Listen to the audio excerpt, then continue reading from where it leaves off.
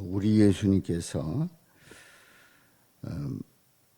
산 위에 올라가셔서 제자들에게 말씀을 하십니다. 그래서 마태복음 5장, 6장, 7장에는 말씀을 두고 산상수훈이다 이렇게 얘기를 합니다.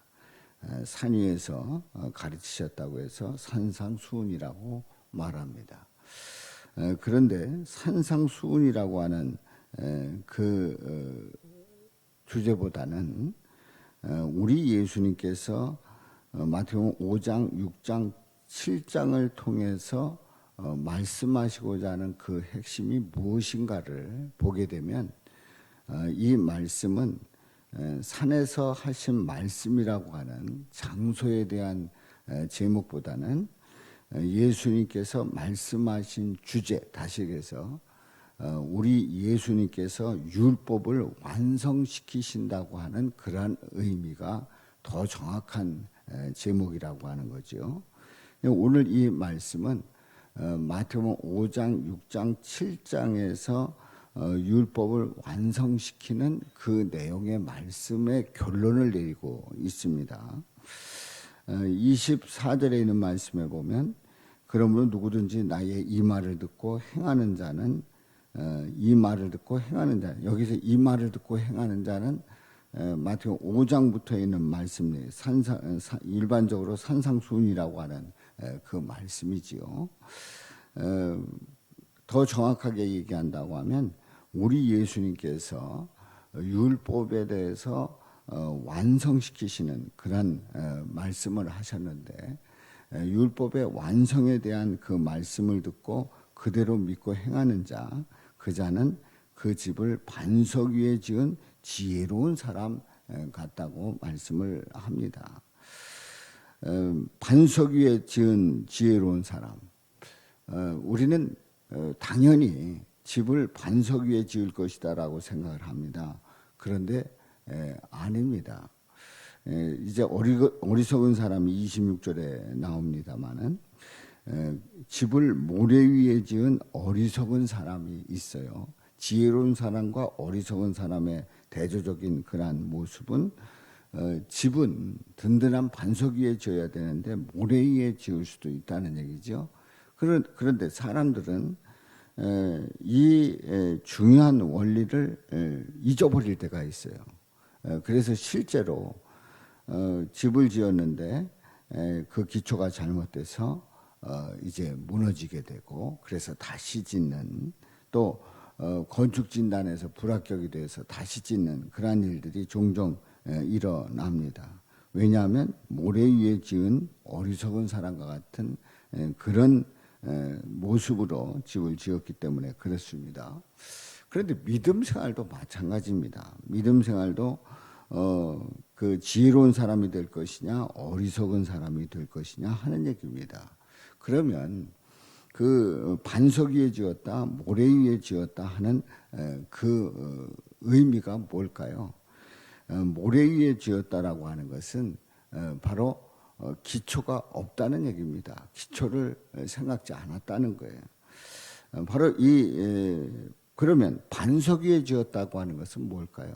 바로 반석 위에 지었다고 하는 것은 예수 그리스도 위에 지었다고 하는 사실입니다.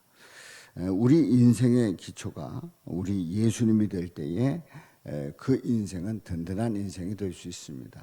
흔들리지 않습니다. 그리고 끝까지 잘 갈 수 있습니다. 그런데 우리의 인생의 기초가 예수님이 아니라고 한다고 하면 그것은 바로 모래 위에 지은 것과 마찬가지로 그 인생은 흔들리게 되고 그 인생은 영원하지 못한 그런 인생의 길을 가게 되지요.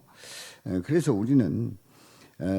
우리가 이제 이 말을 듣고 행하는 자가 그 반석 위에 지었다. 그래서 어떤 말씀을 듣고 행함이라고 하면은 우리의 그 행함이다 말이죠. 우리가 행한다는 거예요.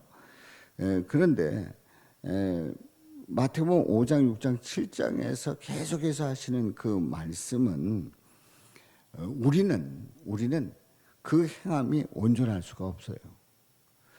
십계명을 주신 이유가 뭡니까? 십계명을 통해서 우리는 그 십계명을 완전히 지킬 수 없다고 하는 그 죄인의 그 한계를 분명히 알게 하셨습니다.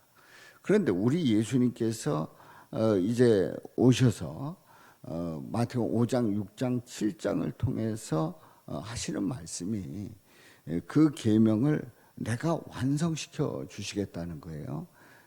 지금 이 시간에는 자세히 말씀드리기가 어렵습니다만은, 그래서 이 말을 듣고 행하는 자라고 하는 그 의미는 우리가 그 율법을 또 계명을 완성시킨다고 하는 그 의미를 더 넘어서 우리는 할 수 없으나 우리 예수님께서 우리를 위해서 십자가에 달려 죽으심으로 말미암아 그 죄를 사해 주시고 우리로 하여금 할 수 있게 하신다는 거죠. 그러니까 우리는 절대로 우리의 힘으로 구원받을 수 없습니다. 예수님으로 구원받습니다. 우리는 우리의 그 모든 계명을 우리가 다 지킬 수가 없습니다. 예수님이 지켜주시고 감당케 하시는 거죠. 그렇기 때문에 바로 반석 위에 지었다고 하는 것은 예수 그리스도 위에 지었다고 하는 사실입니다. 그래서 반석 위라고 하는 것을 나의 믿음 생활의 내가 계명을 지켜서 그것을 이루었다라고 하는 그 생각으로 반석이라고 생각을 한다고 하면 천국 갈 사람 한 사람도 없습니다.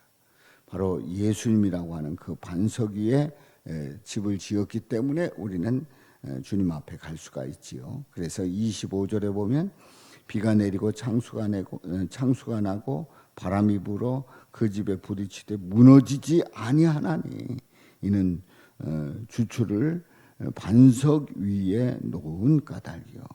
그러니까 어떤 비바람이 불어도 창수가 나도 무너지지 않습니다. 왜냐하면 반석 위에 놓은 까닭이기 때문에 그렇습니다.